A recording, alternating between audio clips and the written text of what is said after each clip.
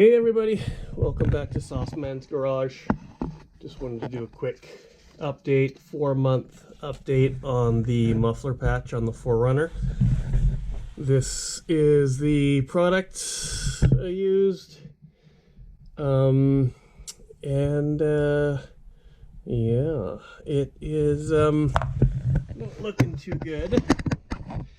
You can see it's pretty much broken apart and crumbling out.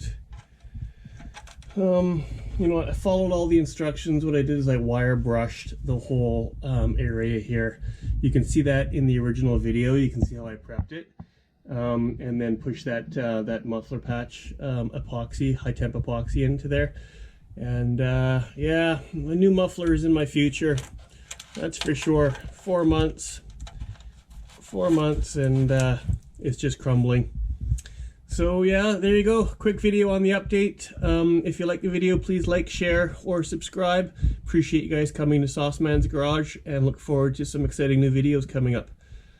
Thanks.